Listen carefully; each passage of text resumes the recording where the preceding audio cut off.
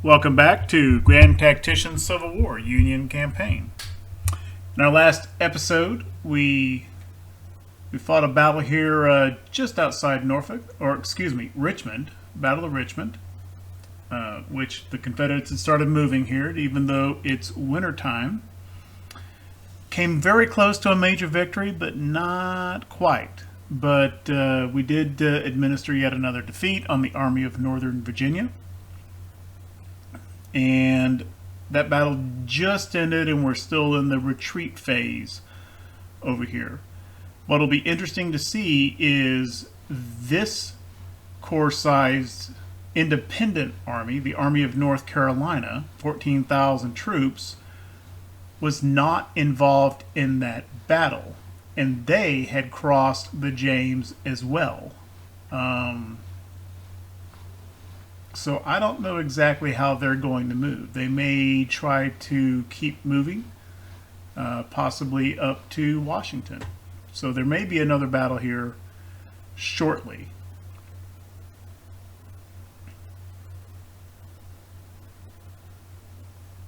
We have quite a few forts up at Washington, but I have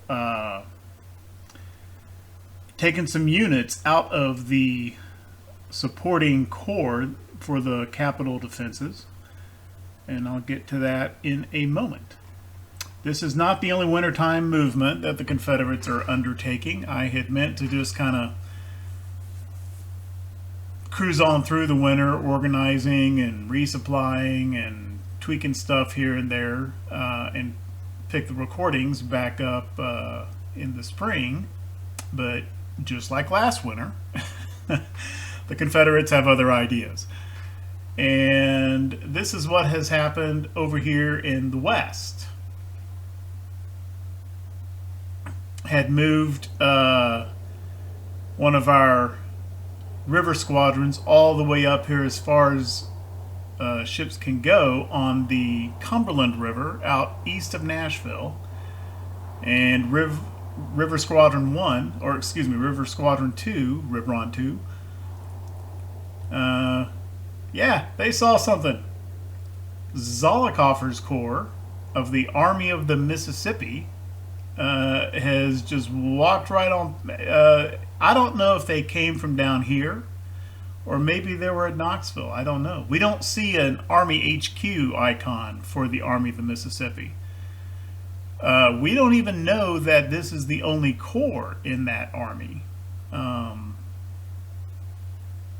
We don't have a lot of eyes around here, and we don't know where the Army HQ is, so there may be even more troops. But in any case, the Confederates have gotten up here into Kentucky and are now threatening Louisville, Covington, and potentially Cincinnati as well.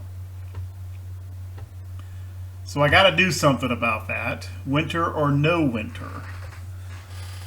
So the most obvious, kind of the first option is Grant's Tennessee Army reacts to that.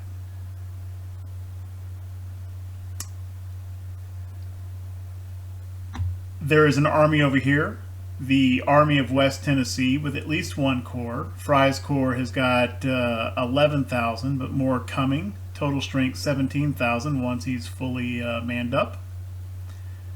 So, we don't see the Army HQ here either, which means there may be more unspotted corps down here. So there is an army here. Could just be the one corps, but there's an army here, and there's the Army of Tennessee down here, which has a total of 22,000. Individually, neither one is a huge concern, but taken together, the Army of the Tennessee is facing about the same number of Confederate troops, although split into two armies in this area. If I pull a corps back, and I could use rail movement, I was thinking about taking the Second Corps and running it by railroad straight up to Louisville, and then shifting the First Corps down here to Tennessee, We've got our forts here. Now his job is basically done over here, capturing these forts. If I do that, though, the first corps is a little bit smaller, 25,000 men, and could potentially put in a situation of having to evacuate Nashville and move north if both of these armies move on Nashville.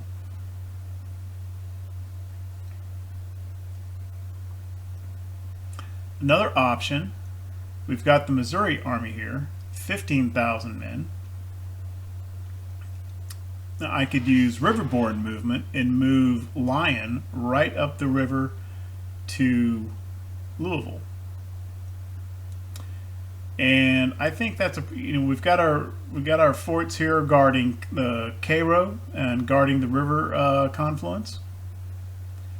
So that's one thing I'm going to do, but he's 15,000 men. And Zollicoffer's corps is almost 30,000. So I think I need a little bit more than that. I do not want to take a corps out of the Army of the Potomac.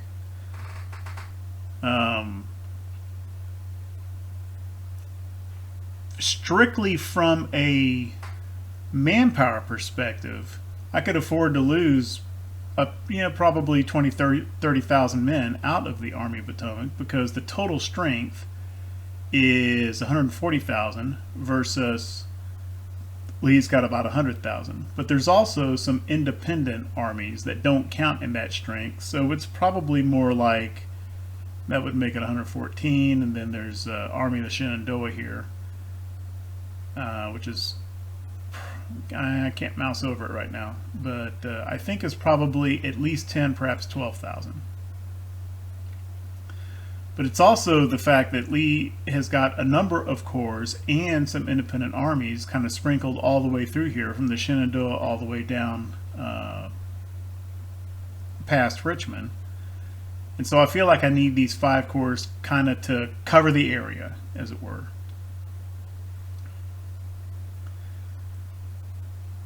Including, there is one Confederate corps actually up in the army, in the valley of the Shenandoah, which makes it, in my mind, problematic to move Patrick's Shenandoah army out of Stanton. Don't want to move him either. That leaves McClellan, Army of the Kanawha. This is not an ideal situation either, but I think that's my best option. So I have bumped him up. I have moved brigades from the Pennsylvania recruiting command, actually just a little bit of cavalry and I think a battery. I didn't have any infantry brigades remaining in either of the recruiting commands, so I sliced off some infantry out of this mobile corps and have sent them to McClellan's army.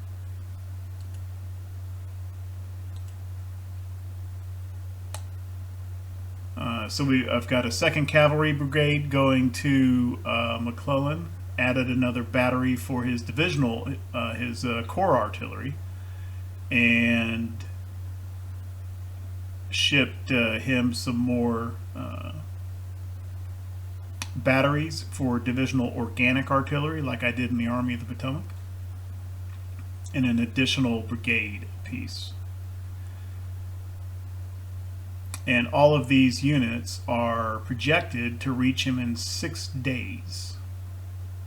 So shifting units around between corps and armies like that is pretty effective.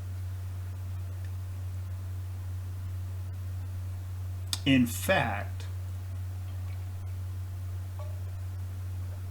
what might have been an even better idea was, instead of doing this, maybe I should have shipped these units over to the Missouri Army, which can just go right up the river.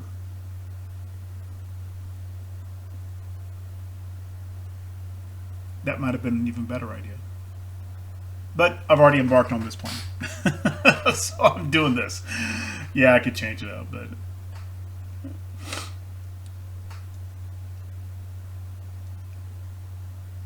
I guess as good a time as any to insert all of the McClellan jokes here. But kind of like I mentioned with McDowell, McDowell originally commanded the army and lost at Bull Run, and got another commander. Well, in this alternate timeline, McDowell's been pretty much kicking butt, and as yet, McClellan, all I've had him doing is building forts and stuff, but hasn't really had a reason to get fired. And his leadership and administration are pretty good. 3 stars in leadership and 3 stars in administration. He's not bad at all. Yeah, he's got 1 star in initiative, which I guess this is historically accurate enough for a game stat approximation. But it's a game, I tell the army to go and do what it does, and as long as he follows the orders, it doesn't really matter if the army commander has low initiative, as far as I can see in this game. It would probably be better if he had at least 2 stars in cunning, but in any case, McClellan is going to go deal with the threat to Kentucky alongside Lyon. And that's kind of a temporary thing. I'm not going to form them and make them now corps in a combined army, because I kind of want them to go back to their original jobs.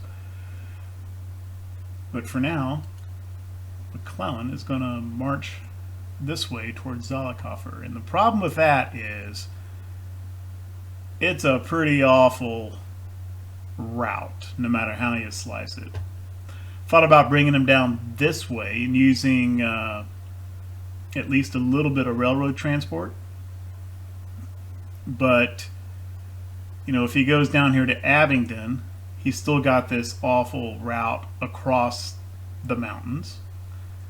If I bring him all the way down to Knoxville, I could capture Knoxville and then pop across the Cumberland Gap. Do they actually call it? Yeah, they do. Cumberland Gap. And that's probably the quickest way to do it, except that brings them pretty close to the Army of Tennessee.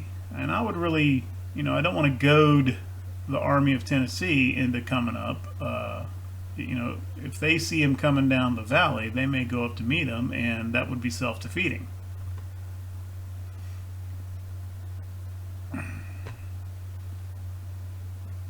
With the size that his army should be by the time he gets there, he could probably, I think he could handle the Army of Tennessee just fine. Even though it's got 2 corps, it's only got a total of 22,000 troops at the moment. But that would delay him, and the whole point is trying to get up here and pushing Zollicoffer back, and whoever Zollicoffer's commanding general is, of course.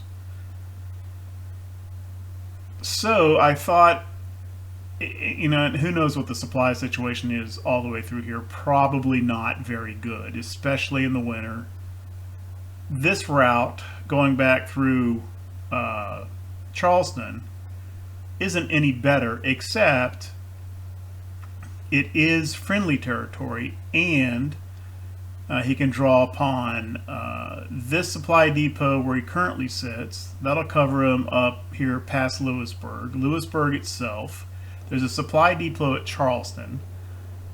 So I think the supply situation will be better for him if he comes up this route to Chillicothe in Ohio. I think that's Ohio, yeah. And then he can use railroads to pop over to Cincinnati and then see where Zollicoffer is right around that time. It'll take him a while to get there. Perfectly possible that Zollicoffer might by then have actually taken Louisville or Covington. But we'll see. So I'm going to give my I'm going to give them the order to go to Chillicothe for now. Chillicothe. I don't really know how that's pronounced. I've never heard anyone say the name of that town before. And it's winter. It's West Virginia. Temperature's bad. Actually, it isn't that bad yet. Still only 40. Still in the 40s in late November. And he'll probably suffer some attrition on the way.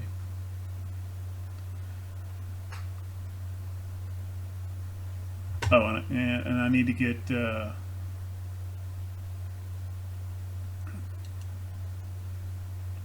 me get the Missouri Army up to Louisville, and I want him to use. Okay, he's got river transport activated.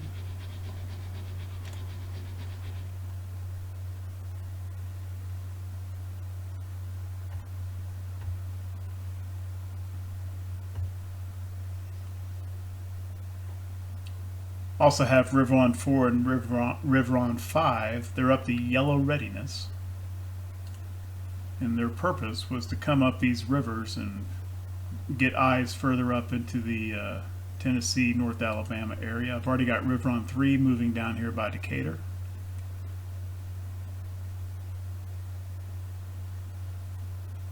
Get Riveron 4 headed this way as well. Move him up close to the Army of Tennessee at Chattanooga.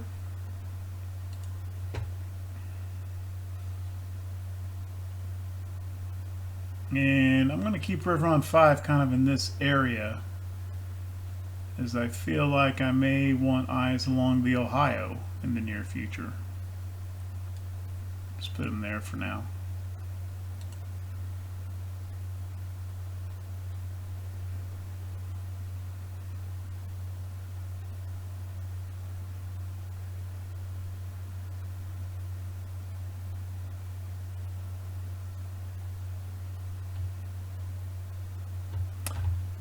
The other thing that I've done is we had this river ironclad squadron that I used to beat down Fort Hyman using ironclad river gunboats, and that turned out to be it worked,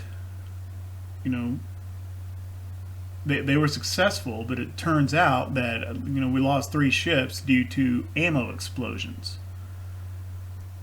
Not through getting beat down in condition over time, but just sudden catastrophic loss of the ship that had been showing, like 90% in good shape. Just boom, gone. Lost 3 ships that way.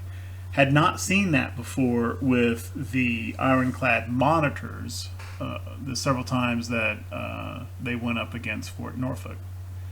So what I did was I sent the remaining ironclad gunboats, river gunboats, back into the ship pool, and I've taken that same squadron because it's got all those fort busting bombardment perks, and I have filled them up with ironclad monitors, which actually still need to get to the squadron. They're still moving apparently. 0 days it says. When I'm done with that, I'm going to send this squadron against Fort Pillow and see if they can not only beat down, but with the perk, capture Fort Pillow.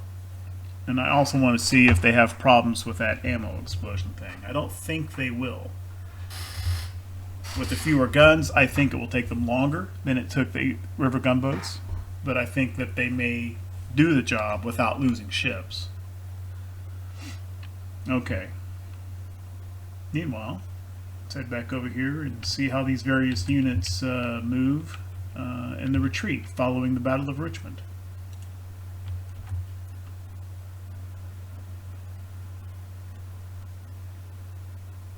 Okay, apparently the Army of North Carolina is retreating, even though it wasn't involved in the Battle of Richmond. That's fine.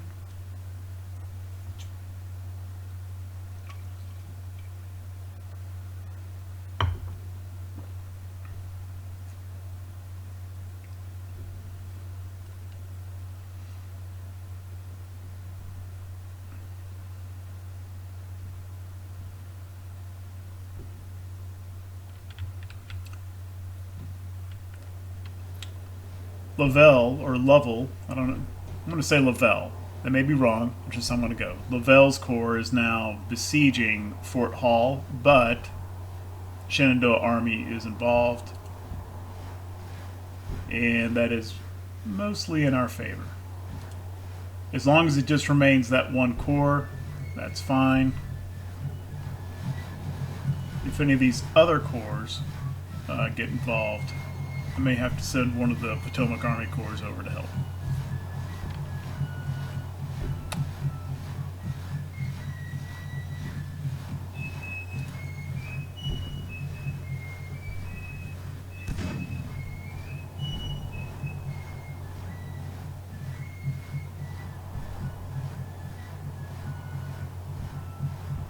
Yeah, I think they're going to be fine.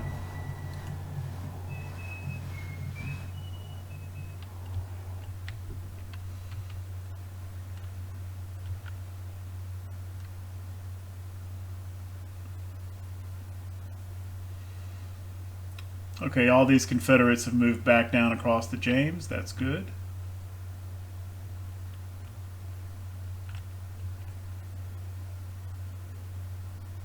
McClellan continuing his weary little trek there. Oh, he's actually got another perk.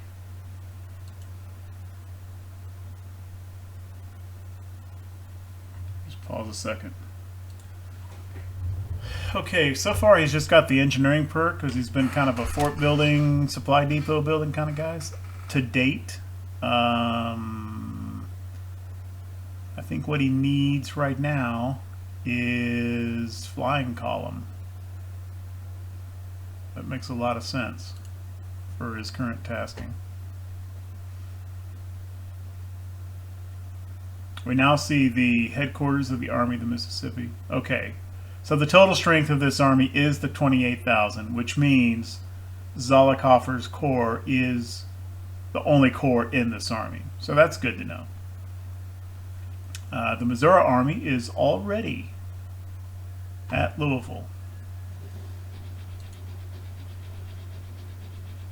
And he's only got 15,000 men.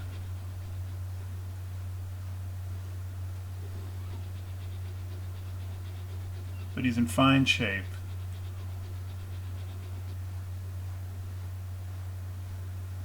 I wonder if I should build a fort.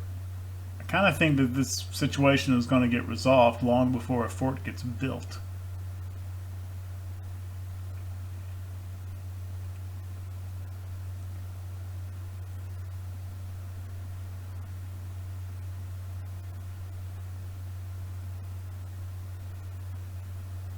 But maybe it wouldn't be a bad idea to have a fort here longer term anyway.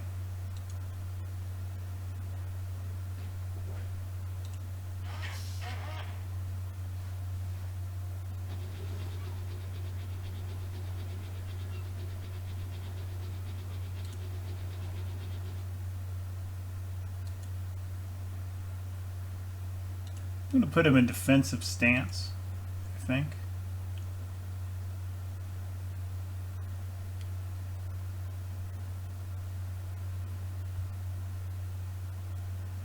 Okay.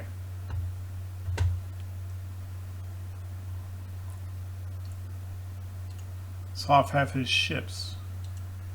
He does.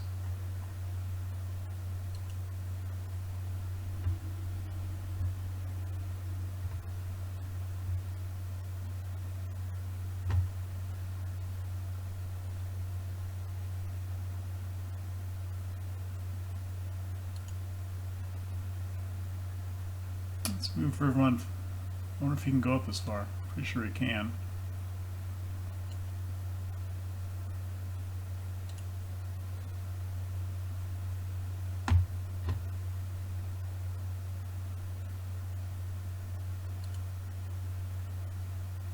Lion does have some cav that should help his spotting a little bit. Well, it says he's got minimal intelligence. Minimal intelligence, but it's better than being blind intelligence. Just going to kind of move him just up a bit. Don't want him to move out of the radius of building the fort. We'll move him over this way just a hair. So maybe he can see Zollicoffer a little bit better.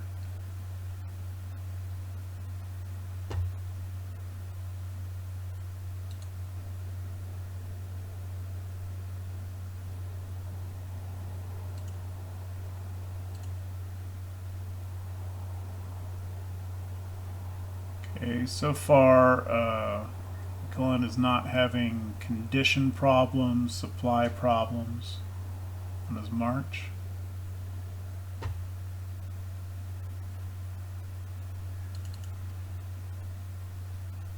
Okay.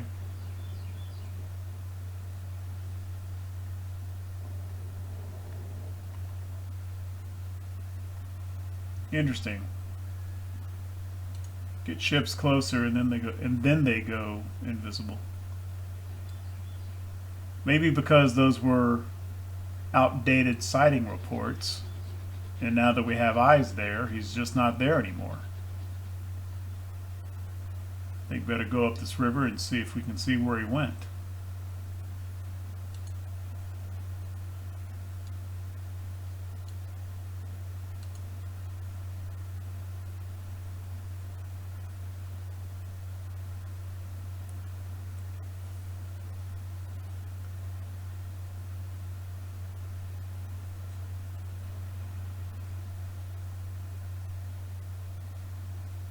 Retreat south. Oh, there he is. Well, there you go. You own Chattanooga, I own the river. I'm just going to sit here and watch you. What are you going to do about it? Eh. Those are still time late spotting though, because December 3rd is the one that I can read here. For I guess that is I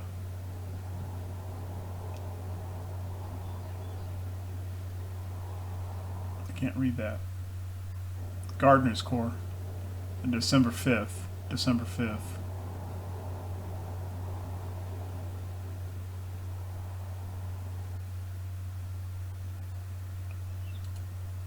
I guess I just need to put them right here in order to see them.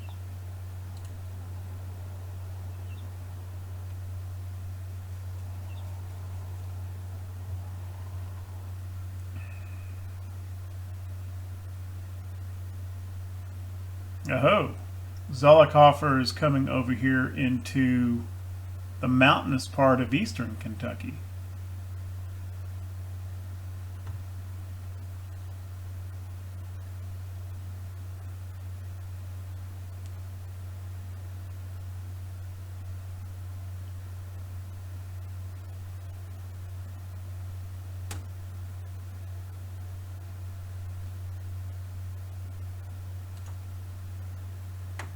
You know what? I'm gonna have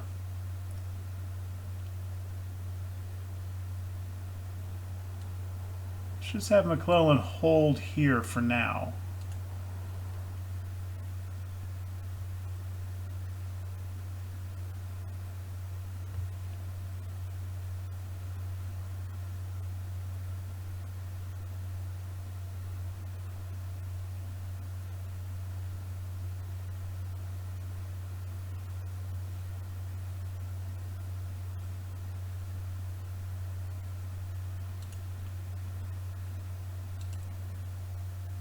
McClellan does have all those troops now, so he's up to speed.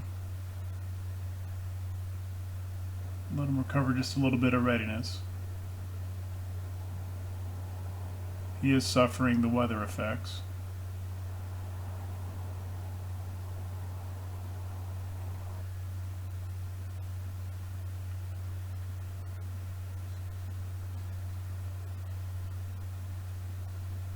And now we don't have eyes on the Army of the Mississippi.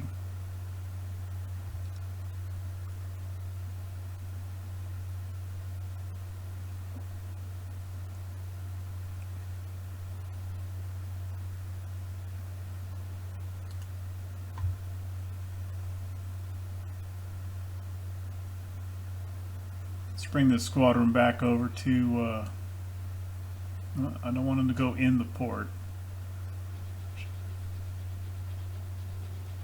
That's fine.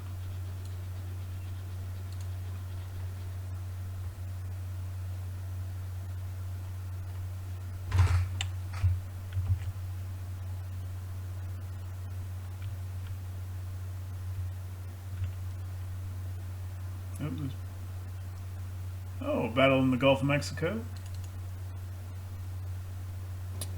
5 ships sunk, 1 ship captured.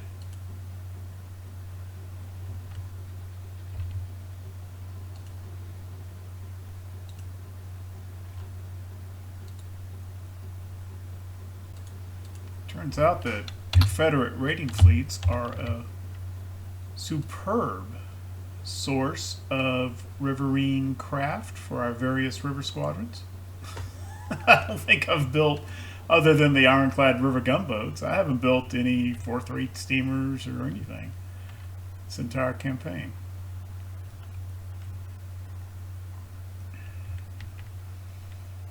Let's see if anything's going on over here in the east. Not really.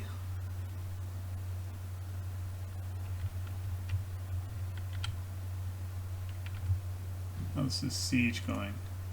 About the same.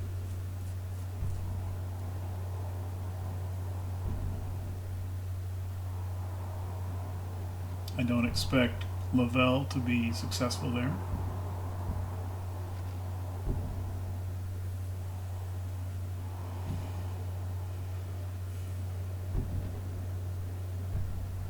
This siege combat is actually, you know, this was one of our, well, that's the Fort Garrison.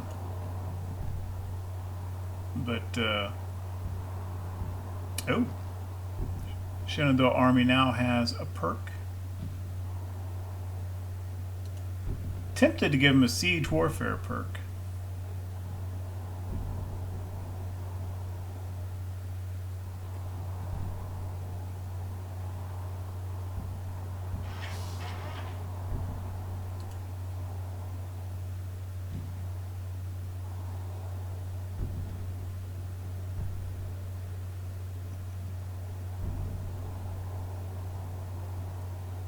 I know that's good for sieging stuff, but I don't know. I assume that that's still, like if you're sieging a fort, this is obviously good. But if you're in this entrenchment battle where you're defending in a siege, or if you're just doing siege warfare in the field as opposed to fighting a tactical battle, I would assume that this still applies, but I don't know.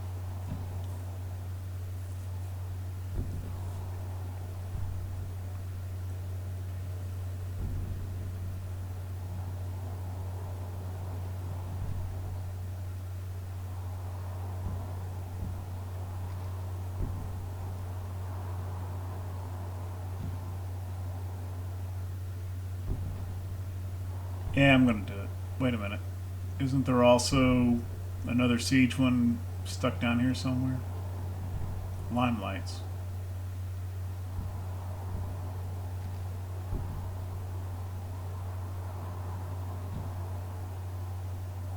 I'm going to go with that one.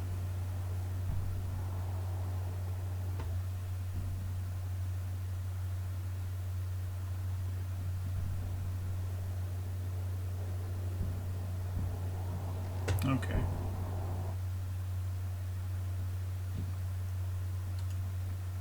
And now we've got that perk active.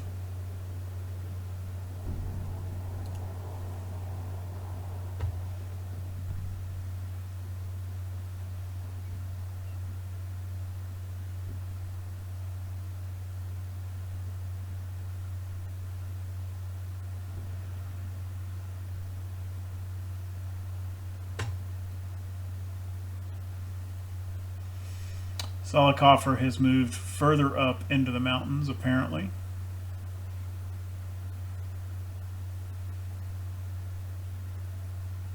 Could be threatening this supply depot.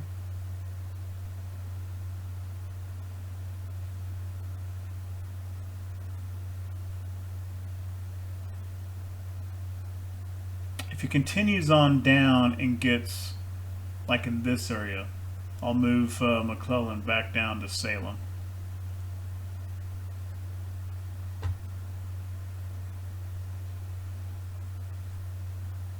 Army of Tennessee has not moved, neither has the Army of West Tennessee.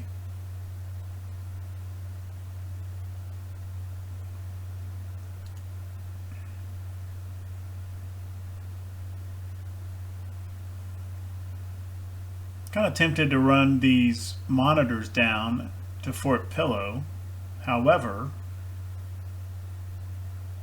best case scenario is they capture the fort, and then Fry can just move down here and capture it back. And I don't really want to be campaigning in Western Tennessee with the Army of the Tennessee during the wintertime. So these ironclads are going to hang out up here through the winter and be ready for the opening of the spring campaign. So it looks like the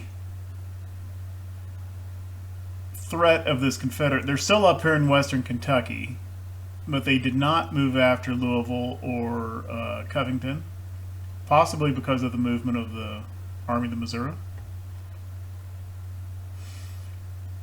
So that threat seems to have been met. The Confederates are quiet elsewhere. And so I think I'm going to go back to doing a little off-camera getting through the winter. And either way, I think that will do it for this episode. Thank you very much for watching.